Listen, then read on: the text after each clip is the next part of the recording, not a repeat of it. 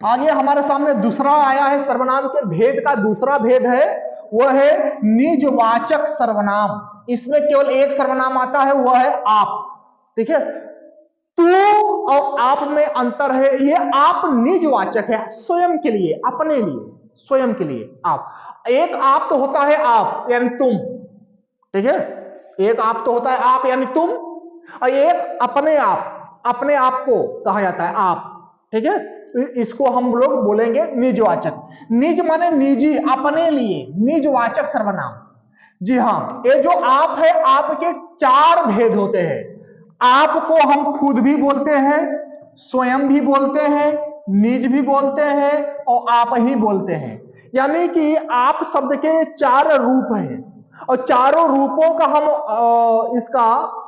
इस सर्वनाम का, आप रूपी सर्वनाम का चारों रूपों में हम लोग इसका एक एक वाक्य देखेंगे। आइए हम लोग इसके आगे देखते हैं क्या है ये। निजवाचक सर्वनाम सदैव अपने पहले संज्ञा या सर्वनाम को लेकर ही आते हैं। जी, इसकी सबसे बड़ी ट्रिक ये है, निजवाचक जो सर्वनाम होता है अपने पहले, शुरुआत में यही नहीं आएंगे। ये शुरुआत में कौन आएगा, इनके पहले कौन आएगा, या तो कोई संज्ञा हो या तो कोई सर्वनाम हो, इन दोनों में से कोई एक आएगा, उसके बाद आप आएगा। जैसे राम आप ही आया, तो एक वाक्य यहां पर आप देखिए, मतलब शब्द क्या है, आप ही। तो आपका एक भेद आप ही हुआ, तो आप ही का प्रयोग मैंने यहां किया। तो ये आप ही क्या है, निजवाचक सर्वनाम। आप ही क्या है, निजवाचक सर्वनाम। ठीक है, अब एक चीज इसमें और देखिएगा कि इनके पहले प्रयोग हुआ है संज्ञा। संज्ञा कौन है, राम। ठीक है, इन्होंने कहा इनके पहले या तो कोई संज्ञा या तो कोई सर्वनाम हो, तो संज्ञा आ गया राम। यानी कि इस सर्वनाम के पहले राम रूपी संज्ञा का प्रयोग किया गया है, तो यह निजवाचक सर्वनाम कहलाएगा। राम आप ही आया, यानी अपने आप ही आया। ठीक है, यह वाक्य हो गया। तो यहां लिखा गया कि इस वाक्य में आप ही निजवाचक सर्वनाम है और इसके पहले, निजवाचक सर्वनाम के पहले राम संज्ञा का प्रयोग हुआ है। जी हाँ, यह है राम संज्ञा, इसका प्रयोग हुआ है। चलिए अब आगे हम लोग निज का, स्वयं का, खुद का भी उदाहरण देख ले। देखो यहां पर, जैसे मैं अपना काम स्वयं करता हूं। जी हाँ, इसमें सर्वनाम कौन सा है, स्वयं। निजवाचक सर्वनाम है स्वयं। क्या आ गया, स्वयं। तो स्वयं के पहले क्या आ गया, एक सर्वनाम आया, मैं रूपी सर्वनाम आ गया। तो उसने कहा कि या तो कोई संज्ञा आ जाए या तो कोई सर्वनाम आ जाए। अब इस वाले लाइन में आ गया है सर्वनाम। ठीक है, मैं क्या है, एक सर्वनाम है, उत्तम पुरुष सर्वनाम है, अभी मैंने पढ़ाया। ठीक है, तो यहां पर देखो एक इस वाले सर्वनाम के, निजवाचक सर्वनाम के पहले आया है। ठीक है, पहले आना भी चाहिए क्योंकि नियम बता रहा है। तो यह वाक्य आपका कंप्लीट हुआ। इस वाक्य में भी स्वयं निजवाचक सर्वनाम है और इसके पहले मैं नाम का सर्वनाम आया है। अब जैसे मैं खुद चला जाऊंगा, तो ये खुद क्या है, यह है निजवाचक सर्वनाम। यहां देख लो, आपके कई भेद होते हैं। आप ही का मैंने उदाहरण यहां देख लिया। ठीक है, आप ही का उदाहरण यहां देखा, फिर आप ही का स्वयं वाला उदाहरण इसके नीचे देख लिया। अब खुद वाला उदाहरण देख लीजिए, यहां है आपके सामने। मैं खुद चला जाऊंगा, तो खुद निजवाचक सर्वनाम के पहले मैं नाम का सर्वनाम भी आया है। यानी कि ये नियम ये बताया था कि जो आपके चार भेद होते हैं, वो चारों भेदों जब वाक्य में प्रयोग होते हैं तो वह स्वयं अपने पहले किसी न किसी को लेकर आते हैं। वह कौन होते हैं, या तो संज्ञा या तो सर्वनाम। तो यहां सर्वनाम आया है, खुद के पहले क्या है, मैं नाम का सर्वनाम। ठीक है, तो ये खुद क्या हो गया, हमारा सर्वनाम हो गया। मैं खुद चला जाऊंगा, यहां खुद जो है निजवाचक सर्वनाम है। ठीक है, और इसके पहले मैं नाम का सर्वनाम का प्रयोग हुआ है। नोट में देखिए, भी निजवाचक सर्वनाम वाक्य के प्रारंभ में प्रयोग नहीं होता। जी हाँ, कभी भी निजवाचक जो सर्वनाम होता है वह वाक्य के प्रारंभ में नहीं होता। देखिए, वाक्य के प्रारंभ में यहां नहीं हुआ है, यहां नहीं हुआ है। ठीक है, यहां नहीं हुआ। वाक्य जो शुरू हुआ है आपका, तो शुरू तो आपका यहां से हुआ है, यहां से देखिए प्रारंभ में निजवाचक ये जो सर्वनाम है इसका प्रयोग ही नहीं होता। प्रारंभ में किसका प्रयोग होता है? प्रारंभ में केवल या तो संज्ञा का या फिर सर्वनाम का, ठीक है, या तो संज्ञा या तो सर्वनाम का। प्रारंभ में इनका प्रयोग, निजवाचक सर्वनाम का प्रयोग नहीं होता। आइए अब आगे हम लोग चलते हैं। इसमें एक चीज और है, जैसे आप कहां जा रहे हैं, यहां ये जो आप है ये निजवाचक सर्वनाम नहीं है, ठीक है ना। जैसे मैंने कहा आप कहां जा रहे हैं, ये वाक्य है। अब इसमें आप कहेंगे कि ये जो है ये निजवाचक सर्वनाम है। जी नहीं, क्योंकि निजवाचक सर्वनाम का शर्त यह है कि कोई भी निजवाचक सर्वनाम, कोई भी वाक्य हो, वाक्य के प्रारंभ में नहीं आते। वाक्य प्रारंभ में या तो कोई संज्ञा हो या निजवाचक सर्वनाम को छोड़कर कोई दूसरा सर्वनाम हो, सर्वनाम, ठीक है। ये दोनों में से एक ही का प्रयोग होगा वाक्य प्रारंभ में, और वाक्य के प्रारंभ के बाद, इन दोनों के प्रयोग के बाद तब इस निजवाचक संज्ञा का प्रयोग किया जाता है। चलिए अब हम लोग आगे बढ़ते हैं। आपके सामने एक नई भेद है, तीसरा नंबर भेद, निश्चयवाचक सर्वनाम, या इसको हम लोग संकेतवाचक सर्वनाम भी कहते हैं। इसमें दो लोग आते हैं, यह और वह, यही दो आते हैं। आइए देखते हैं। एक वचन बहुवचन में करें तो यह जो है ये पास के लिए प्रयोग किया जाता है। किसके लिए? पास। कोई वस्तु ऐसी हो जो हमारे पास हो तो हम उसके लिए यह का प्रयोग करेंगे। जैसे यह स्टूल, यह लड़का, यह आदमी, यानी मेरे पास है। यह किसके लिए होता है? पास के लिए। और यह का बहुवचन होता है ए, ये भी पास के लिए है, ए भी पास के लिए है। ए लोग, ए सब कहां जा रहे हैं, ए सब क्या हो रहा है, ए का प्रयोग, ठीक है। यह का बहुवचन ए होता है, ये दोनों पास के लिए होते हैं, ठीक है। और वह दूर के लिए होता है, जैसे वह आदमी, वह दूर के लिए, वह आदमी, वह पुरुष, वह लड़का, वह राम, दूर के लिए। दूर के लिए वह का प्रयोग करते हैं। और वह का बहुवचन होता है वे, ये भी दूर के लिए होते हैं, जैसे वे लोग, वे सब, ठीक है। ऐसे दूर के लिए वह यानी वे का, पास के लिए यह यानी एक। आइए अब आगे चलते हैं हम लोग। यहां है, वह केवल निश्चयवाचक सर्वनाम ही नहीं अपितु, वह जो है ये केवल निश्चयवाचक सर्वनाम ही नहीं है, इसके अलावा वह और कुछ भी है। जैसे वह की चर्चा हम कर रहे हैं, वह क्या क्या है देखो। कहते हैं वह तो एक तो पहले तो निश्चयवाचक सर्वनाम है, ठीक है, हम लोग निश्चयवाचक सर्वनाम ही पढ़ रहे हैं। वह क्या है? निश्चयवाचक सर्वनाम है। इसके अलावा और क्या? अपितु माने बल्कि, इसके अलावा और क्या है?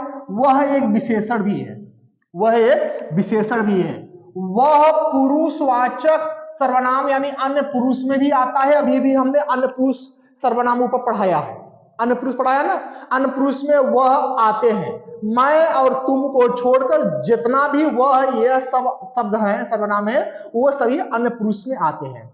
तो वह तो अन्य पुरुष भी है, निश्चयवाचक भी है, और वह एक सर्वनाम है, और इस सर्वनाम विशेषण है। इस विशेषण की चर्चा अभी नेक्स्ट वीडियो में होगी। अभी विशेषण हम नहीं पढ़ा रहे हैं, अभी सर्वनाम पढ़ा रहे हैं। आइए, जैसे उदाहरण है हमारे सामने, इन तीनों को समझने के लिए उदाहरण क्या है? निश्चयवाचक, विशेषण और पुरुषवाचक सर्वनाम, इनका उदाहरण क्या है? जैसे वह आया, ठीक है, एक वाक्य बना वह आया। यहां जो वह शब्द है वह अन्य पुरुष का सर्वनाम है। कौन सा है? अन्य पुरुष का, ठीक है। यहां इस वाक्य में वह का जो प्रयोग हुआ है, यह वह निश्चयवाचक सर्वनाम नहीं है। हम लोग पढ़ तो रहे हैं निश्चयवाचक सर्वनाम, लेकिन यहां इस वाक्य में वह निश्चयवाचक नहीं बल्कि अन्य पुरुष है। क्या है? अन्य पुरुष है। अभी देखिएगा, आपको हम कंफ्यूजन कर रहे हैं अभी, ठीक है। मैंने अभी हम वह को लेकर बड़े यहां पर ये सबसे इंपॉर्टेंट टॉपिक है सर्वनाम का। लोग कंफ्यूजन होते हैं, हम वह को क्या लिखें, क्या कहें। हम पढ़ रहे हैं निश्चयवाचक सर्वनाम, लेकिन यहां वह शब्द आया तो वह निश्चयवाचक सर्वनाम नहीं है। यह बताया गया कि ये तो अन्य पुरुष है। अन्य पुरुष का कंडीशन क्या है, यह हम जानेंगे। जैसे वह शेर घायल है, वह शेर घायल है। यहां जो वह आया, यह हुआ क्या है, यह सर्वनामिक विशेषण है। यहां वाला जो वह है यह सर्वनामिक विशेषण है, और यह वाला वह अन्य पुरुष है, अन्य पुरुष सर्वनाम है। और वह शेर है, अगला है, यह भी हमारा क्या है, सर्वनामिक विशेषण ही है। दोनों में वह शेर घायल है, वह शेर है, ये इन दोनों में ये हमारा दोनों एक है, सर्वनामिक विशेषण। ठीक है, दोनों। अब यहां भी एक वह आ गया, वह घायल शेर है। बहुत ज्यादा इससे थोड़ा सा उल्टा पुल्टा है, बस बहुत ज्यादा अंतर नहीं है। लेकिन यह वाला जो वह है, ये हमारा निश्चयवाचक सर्वनाम का वह है। अब हम पढ़ रहे हैं निश्चयवाचक सर्वनाम। आप देखिए हम लोग क्या पढ़ रहे हैं, निश्चयवाचक सर्वनाम। और निश्चयवाचक सर्वनाम में यह भी आ सकता है, यहां देखो यह भी और वह भी।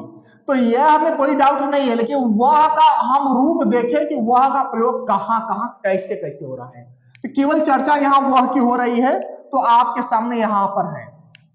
अब आप लोग कंफ्यूजन हो कि हे राम, यहां 4 वाक्य है, चारों वाक्यों में वह शब्द लगा है, वह लगा है, और ये वह इस वाले वाक्य में अन्य पुरुष कहलाता है, इस वाले वाक्य में सर्वनामिक विशेषण हो गया है, और ये इस वाले वाक्य में यही वह निश्चयवाचक सर्वनाम हो गया है। बड़ी कंफ्यूजन की बात है। आखिर इस सबको हम पहचानेंगे कैसे कि वह किस जगह सर्वनामिक कहलाएगा, किस जगह अन्य पुरुष कहलाएगा, किस जगह निश्चयवाचक कहलाएगा। ये बड़ी समस्या आई सामने आपकी। अब देखो एक एक वाक्य का हम ऑपरेशन नीचे करते हैं। आइए नीचे देखते हैं इन वाक्यों के साथ। पहला वाक्य हमारा क्या है, पहला देखिएगा, वह के बाद सीधे क्रिया, क्या आया, क्रिया आ जाए तो वह अन्य पुरुष सर्वनाम होगा। देखिएगा वह शब्द आया, वह के बाद यह क्या है, आया। आया क्या है, आया क्रिया है, आया क्रिया है। वह आया, आया आना क्या है, क्रिया। और वह शब्द के बाद अगर क्रिया का प्रयोग हो जाए, कोई क्रिया आ जाए, जैसे वह गया, वह गया, वह के बाद गया, जाना क्या है, क्रिया है। ठीक है, वह खाया, खाना क्या है, क्रिया है। वह मरा, मरना क्या है, क्रिया है। वह कूदा, कूदना क्या है, क्रिया है। यानी वह के बाद डायरेक्ट क्रिया आ जाए, सीधे क्रिया आ जाए, वह शब्द के बाद क्रिया आ जाए, तो वह जो वह है वह अन्य पुरुष सर्वनाम कहलाएगा। कौन सा सर्वनाम कहलाएगा, अन्य पुरुष सर्वनाम। ठीक है, इससे हम लोगों ने वह के बाद क्या आ जाए, क्रिया, वह के बाद क्रिया आ जाए, तो ये जो वह है, ये वाला वह, ये अन्य पुरुष सर्वनाम कहलाएगा, यानी अन्य पुरुष सर्वनाम होगा। यहां देखिए वह जो है वह अन्य पुरुष सर्वनाम हुआ है। क्यों हुआ है, क्योंकि वह के बाद आया एक क्रिया है। आया क्या है, क्रिया है। वह के बाद आया क्रिया है, तो वह के बाद सीधे क्रिया आ गया, तो ये वह क्या कहलाएगा, अन्य पुरुष सर्वनाम। क्या कहलाया, अन्य पुरुष सर्वनाम। तो आपको पहले वाक्य से कुछ समझ में आया, आप तो क्लियर कर लोगे कि कहीं भी अगर वह का प्रयोग हो तो उसके बाद अगर क्रिया आ जाए, जैसे मैंने कई उदाहरण बताया, वह कूदा, वह दौड़ा, वह गया, वह आया, वह मरा, वह जिया, सब क्रिया है। मरना, जीना, कूदना, ये सब क्या है, क्रिया है। ठीक है, अभी क्रिया भी वीडियो बनाएंगे। तो ये सब क्या है, क्रिया है। वह के बाद कोई क्रिया आ जाए तो वह अन्य पुरुष सर्वनाम कहलाएगा। अब चलिए आगे चलते हैं। अब ये दूसरा नंबर, तीसरा नंबर, ये दोनों के एक साथ पढ़ते हैं। इस वाक्य नंबर, यहां लिखा है वाक्य नंबर 1। ठीक है, अब हम लोग वाक्य नंबर 2 पढ़ेंगे। यहां से यह है 2 और 3, वाक्य नंबर 2 और 3। तो ये हमारा 2 है, ये 3 है, यह 1 है, ये 2, ये 3, ये 4। तो 2 और 3 को देखते हैं। कहते हैं कि वह के ठीक बाद कोई संज्ञा आ जाए तो वह जो है वह सर्वनामिक विशेषण कहलाएगा, यानी होगा। ठीक है, वह शब्द के बाद अब क्रिया नहीं आ जाए, कोई संज्ञा आ जाए।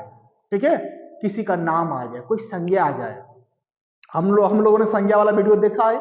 संज्ञा 5 प्रकार की होती है, जातिवाचक, व्यक्तिवाचक, भाववाचक, द्रव्यवाचक। ठीक है, तो इस तरह का जितने भी संज्ञा हैं उनमें से कोई संज्ञा आ जाए, किसके बाद आ जाए, वह के बाद, वह के बाद कोई संज्ञा आ जाए तो अब वह जो है वह सार्वनामिक विशेषण कहलाएगा। देखो यहां पर वाक्य नंबर 2 और 3, वाक्य नंबर 2 और 3 यहां है। वह के बाद क्या आया, शेर। शेर क्या है, एक संज्ञा है। शेर क्या है, एक संज्ञा है। ठीक है, वह के बाद क्या आया, शेर। शेर क्या है, संज्ञा है। तो वह के बाद अगर कोई संज्ञा आ जा रहा है तो ये जो वह है ये सार्वनामिक विशेषण कहलाएगा। क्या कहलाएगा, सॉरी ऊपर वाला है सर्वनामिक विशेषण, ये दोनों सर्वनामिक विशेषण कहलाएगा। जैसे मान लीजिए वह राम रो रहा है, वह राम, मैंने क्या लिखा,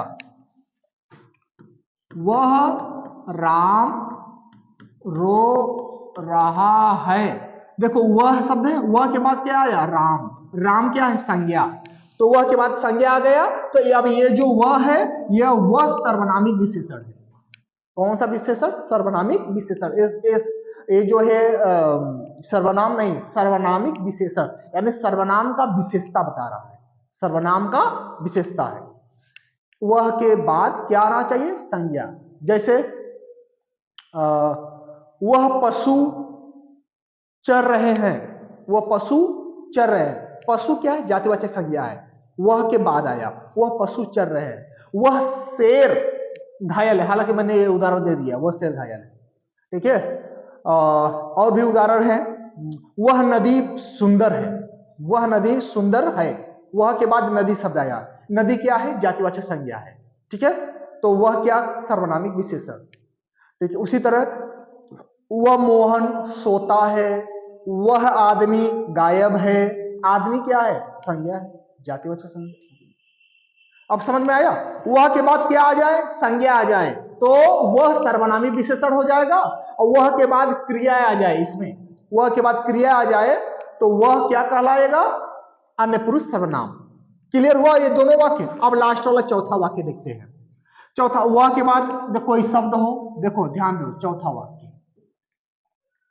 चौथा वाक्य नीचे हो गया है, लेकिन ये वाला वह घायल शेर है, इस उदाहरण को हम नीचे लिख लेते हैं। हाँ है। अब देखिए वह है, वह के बाद एक शब्द आया और शब्द के बाद एक संज्ञा आ गया। ठीक है, तो इसका जो डिफिनेशन है नीचे लिखा हुआ है, हम थोड़ा सा यहां से समझा दें आपको। यहां है, जैसे वह घायल शेर है।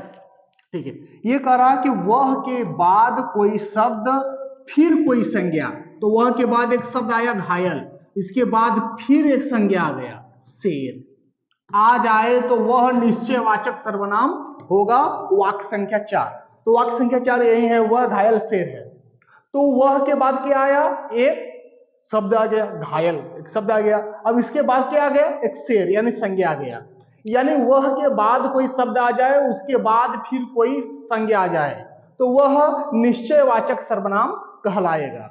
हम लोग पढ़ रहे हैं निश्चयवाचक सर्वनाम, तो निश्चयवाचक सर्वनाम का ये डिफिनेशन है कि वह के बाद कोई शब्द आ जाए, उसके बाद कोई संज्ञा आए, क्या आ जाए, संज्ञा आ जाए, तो वह निश्चयवाचक सर्वनाम कहलाएगा। इसके कुछ उदाहरण हमारे यहाँ पर है आपके सामने स्क्रीन पर।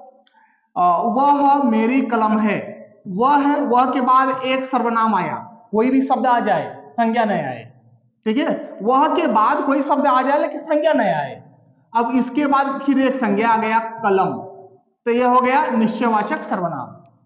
वह मेरा पुत्र है, वह के बाद मेरा एक सर्वनाम है, इसके बाद पुत्र संज्ञा आ गया, जातिवाचक संज्ञा, तो यह क्या हो गया, निश्चयवाचक सर्वनाम। वह राम का नौकर है, यहां ध्यान देना, इनको हम अलग से कलर चेंज इसलिए किया है कि यहां पर आपको डाउट होगा, इसलिए मैं आपको समझाता हूं।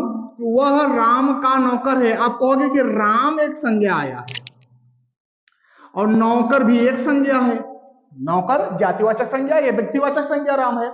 वह के बाद ये कहा गया कि वह के बाद कोई शब्द आए, उसके बाद कोई संज्ञा आ जाए तो वह निश्चयवाचक होगा। हालांकि निश्चयवाचक ये भी है, यहां पर वह राम का नौकर है तो राम मौजूद नहीं है, वो नौकर मौजूद है। उस नौकर को देखकर कहा गया कि वह राम का नौकर है। ठीक है, तो नौकर की विशेषता है यहाँ पर नौकर के। उसी तरह से जैसे वह राम के चाचा की कार है, कर नहीं कार, राम की चाचा की कार है, तो वास्तव में वह का जो प्रयोग हुआ है वो राम के लिए नहीं बल्कि उनके चाचा की जो कार है उसके लिए प्रयोग किया गया है। तो यहां पर यह निश्चयवाचक सर्वनाम होगा। उसी तरह यह वह राम के लिए नहीं है, नौकर के लिए है। वह राम का नौकर है तो वह शब्द राम के लिए नहीं है, नौकर के लिए है, नीचे लिखा गया है। यहां सभी निश्चयवाचक सर्वनाम है, नोट में है आपके सामने, देखिएगा कि वाक्य नंबर 3 और 4 में वह ऊपर जो बताए हैं, वह के बाद राम संज्ञा आया है और वह जो शब्द है राम के लिए नहीं बल्कि नौकर और चाचा के लिए आया है, इसलिए यह निश्चयवाचक सर्वनाम है। वाक्य नंबर 3 और 4, यह है वाक्य नंबर 3, यह है 4।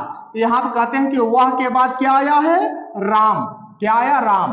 राम एक संज्ञा है पर वह शब्द राम के लिए नहीं आया है। ये जो वह शब्द है ये राम के लिए नहीं आया है, नौकर और चाचा यानी कार के लिए आया है। यहाँ चाचा की जगह पर कार कर लेना, कार के लिए आया है, इसलिए यह निश्चयवाचक सर्वनाम है। आ गया समझ में निश्चयवाचक सर्वनाम। आइए अब आगे हम लोग चलते हैं। जैसे यहां पर एक शब्द और लेते हैं, वह कलम मेरी है। ध्यान देना, वह कलम मेरी। अभी हम लोगों ने यहाँ पे ये उदाहरण देखा था, वह मेरी कलम है, वह मेरी कलम है। अब यहाँ पे अब वह मेरी कलम है निश्चयवाचक है। अब यहाँ पर थोड़ा सा उल्टा फेर कर दिया गया है। ऊपर का आपने वाक्य देखा था, वह मेरी कलम है। ध्यान देना, यहां पर उसी को थोड़ा सा उल्टा फेर कर दिया गया, वह कलम मेरी है, वह मेरी कलम है। यह आपका निश्चयवाचक सर्वनाम है और ये आपका क्या है, सर्वनामिक विशेषण है। कौन सा, वह। यह इसमें का वह जो है यह निश्चयवाचक है।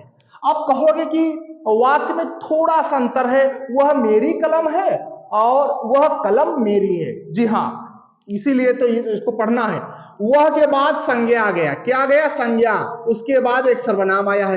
वह के बाद संज्ञा अगर आ जाए, बस इतना देखो, वह के बाद कोई संज्ञा आ जाए तो सर्वनामिक विशेषण होता है, और वह के बाद कोई शब्द उसके बाद संज्ञा आ जाए तब यह निश्चयवाचक होगा। यही तो नियम आपको समझा रहे हैं। वह राम है, वह के बाद सीधे संज्ञा आ गया, वह के बाद क्या आया, संज्ञा, तो सर्वनामिक विशेषण होगा। आइए, हमको लगता आपको ये समझ में आ गया होगा। अब चलते हम लोग, चौथा है अनिश्चयवाचक सर्वनाम, जिसमें दो सर्वनाम आते हैं, कोई और कुछ। अनिश्चयवाचक का मतलब जो कोई चीज, कोई वस्तु निश्चित ना हो कि वह क्या है। अनिश्चय, कोई कुछ, निश्चित नहीं, क्या। आइए देखते हैं, जिस स्थान पर निश्चितता का बोध न हो वहां अनिश्चयवाचक सर्वनाम मौजूद रहता है। किसका, निश्चितता का बोध ना हो, निश्चित ना हो, कोई चीज निश्चित ना हो, वहां पर अनिश्चितता का अगर बोध हो तो वह अनिश्चयवाचक सर्वनाम कहलाएगा। इसमें दो आते हैं, एक तो कोई है, दूसरा है कुछ। कोई किसके लिए है, किसी व्यक्ति के लिए कोई का प्रयोग किया जाता है, किसी व्यक्ति के प्रयोग के लिए है। और कुछ क्या है, किसी वस्तु व छोटे जीव जंतुओं के लिए प्रयोग किया जाता है। किसका, कुछ का प्रयोग कोई व्यक्ति के लिए, कुछ छोटे जीव जंतु या कोई वस्तु के लिए प्रयोग किया जाता है। आइए आगे देखते हैं। जैसे राम आ रहा है, ठीक है। अब राम के स्थान पर, राम क्या है, संज्ञा है, संज्ञा के स्थान पर जो शब्द प्रयोग होता है उसी को हम सर्वनाम कहते हैं, और हम लोग पढ़ रहे हैं सर्वनाम। तो राम के स्थान पर हमने प्रयोग किया कोई।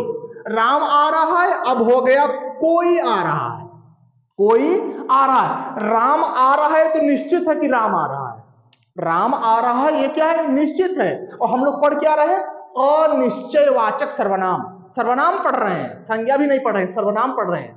अब राम को हटाकर कोई रख दिया, कोई आ रहा है, ठीक है। संज्ञा के बदले जो प्रयोग किया जाता है उसी को सर्वनाम कहते हैं। यहां पर राम संज्ञा था, राम संज्ञा के बदले हम कुछ प्रयोग कर रहे हैं, वही मेरा सर्वनाम कहलाएगा।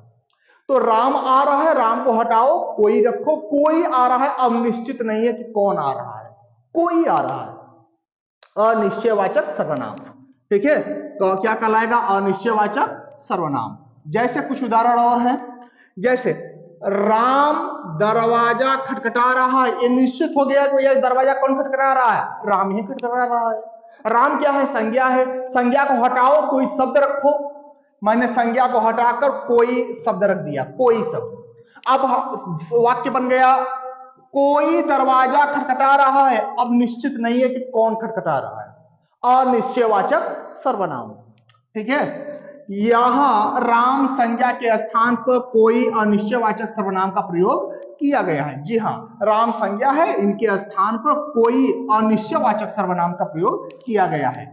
अब कुछ की बात करें, कोई तो हो गया व्यक्ति के लिए, अब कुछ जीव जंतुओं के लिए है। जैसे दूध में कुछ पड़ा है, निश्चित नहीं है कि क्या पड़ा है, शंका है, कुछ पड़ा है, दूध में कुछ पड़ा है। कुछ क्या है? सूक्ष्म जीव, छोटे मोटे सूक्ष्म जीव, कोई वस्तु। कुछ सूक्ष्म जीवों के लिए, वस्तुओं के लिए प्रयोग किया जाता है।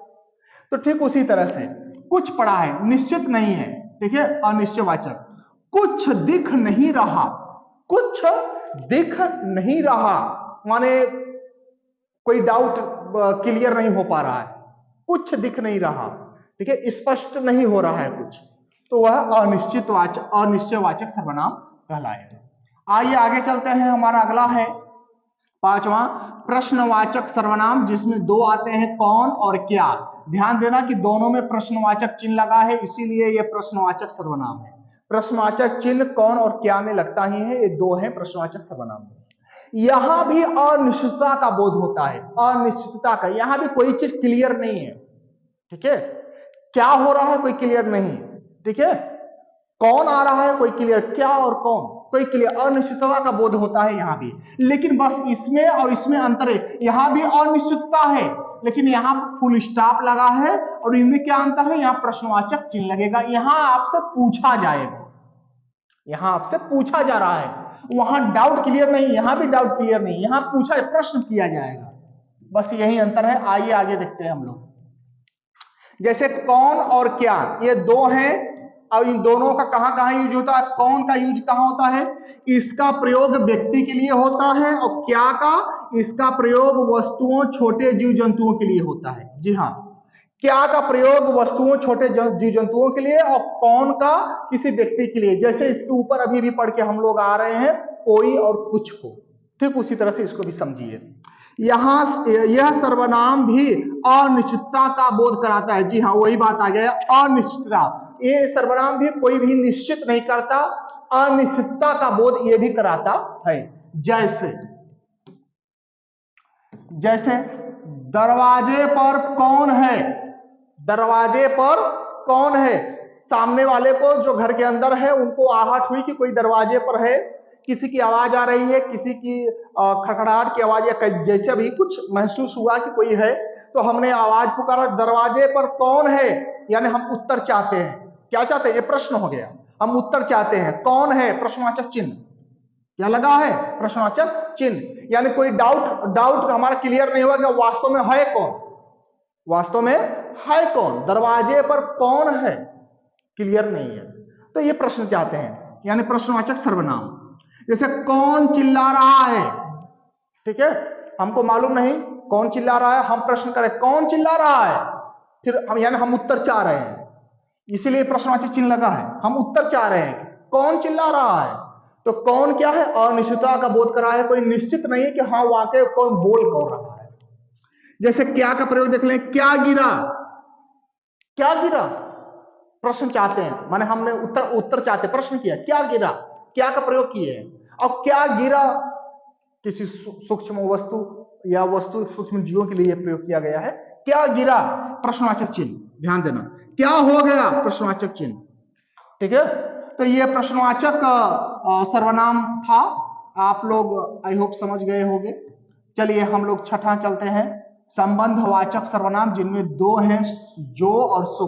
ये जो और सो एक ऐसे एकलौते ये लोग हैं, दोनों लोग जो कि संबंध स्थापित करने में बड़े महत्वपूर्ण होते हैं।